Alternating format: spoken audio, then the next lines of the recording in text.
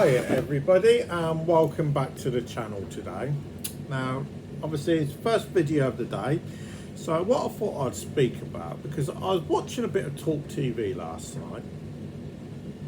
I think it was a recap video that was being done where they were actually interviewing a Labour councillor for one of the councils in London. Don't ask me which one. It's like Evesham or Evesham, that's Worcestershire. Somewhere in London anyway. Didn't really pay that much attention to whereabouts. And you would normally expect, you know, being a Labour guy, he's going to come up with some stupid defence for the current Labour government, which, give him his due, he did try at first. Okay. And then he started getting pushed a bit harder. And it's like anything, unless you're an actual Labour MP, and it's a case of trying to defend the undefensible, you know, doing the tax on farmers, land, doing the tax to do with businesses to do with national insurance, taking away the benefit for the elderly this winter to do with the winter fuel allowance. And this Labour guy basically decided to say, I can't defend this. And he's openly admitted these are absolutely own goals. And openly admitted that, and I can't believe this, I seriously cannot believe this. He said, Rachel Reeves should not be the Chancellor of the Exchequer and she should be sacked.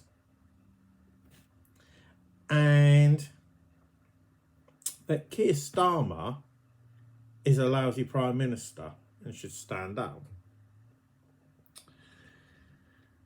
Now, I'm not so sure I would go as far as that to say that he may not be the best Prime Minister. So the question I keep on asking myself is the problem Keir Starmer's incompetent and not up to the job, which is one argument that could be put forward. The other argument is an argument that I put forward to an old friend of mine, because when I used to go down the allotment, you know, and it was a bit like one end of the allotment site was for the Conservative people, the other end was for the Labour guys. That's what I felt like at times. It's actually quite funny. And I was stuck bang in the middle between the two. You know, and I always used to like chatting to the Labour people, because even though they had a different political view to me, it was sometimes good to get the view of different people, and sometimes you could come to an agreement.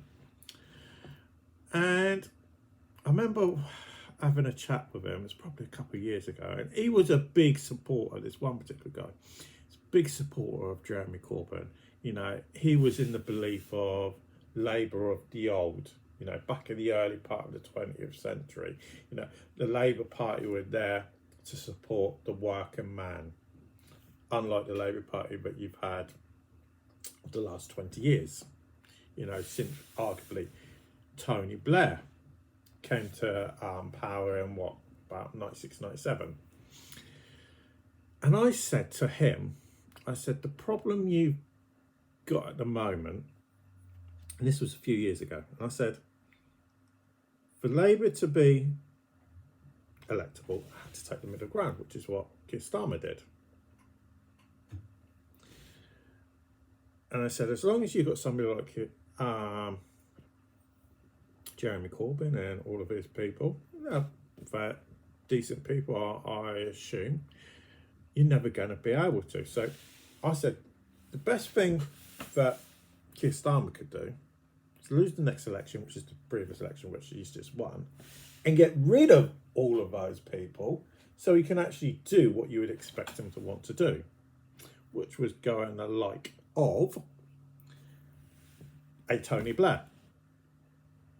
Problem is, he won that election and he's still got all them Corbyn people in the party. So is it a case that he's being pulled, wanting to go in one direction and being pulled in another direction because he has no power?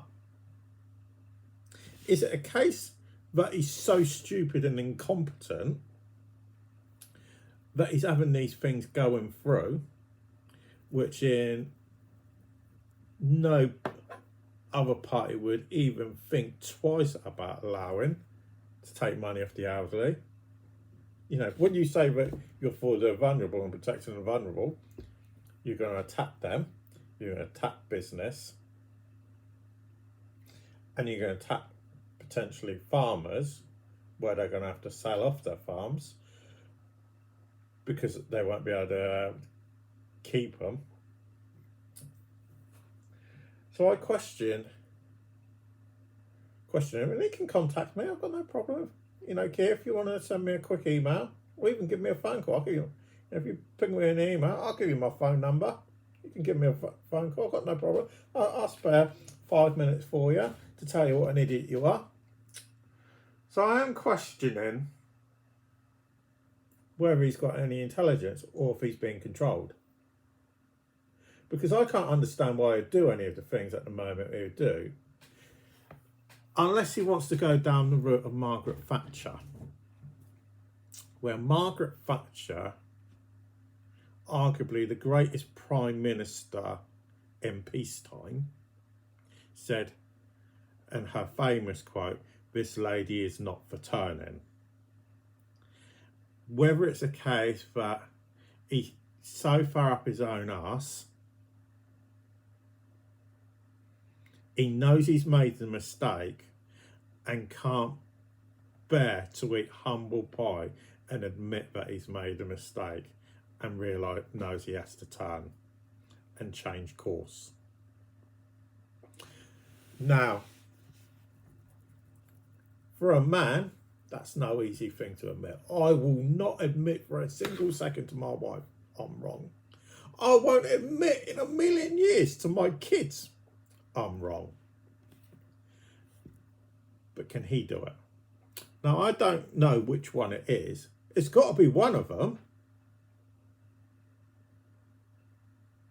Because the thing is, and I'll speak to you directly, Keir, if you don't, you're either going to take the country down, you're going to turn the people against you, or you're going to end up like Boris Johnson and having a whole party turn against you. Now, I appreciate the way the Labour Party runs is different to the Conservative Party, and it's not as easy to get rid of a leader as it is in the Conservative Party, where you have so many people right into the chairman of the 1920 committee or whatever it's called, and then they can end up having an election.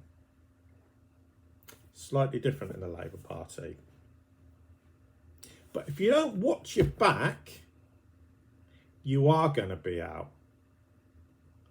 Because just like on the winter fuel allowance, when lots of your MPs are going to be getting a hard time, and they're going to be getting a harder time as we go through the winter, because I live in Leon Solent, right on the south coast. It was freezing this morning, which means further north, where the majority of your MPs are going to be in the Midlands and the north of England, it's going to be a lot colder than it is down here. I doubt it's it minus. It might have it minus. I haven't actually looked at the weather report. But you might want to start thinking and kicking your brain into gear and deciding where your actual priorities are. So for now, thanks for listening. Let us know in the comments down below what you think. Okay. Obviously, if you are new to the channel, please do subscribe. I would appreciate it. But for now, thanks for listening, and we'll speak to you again a bit later.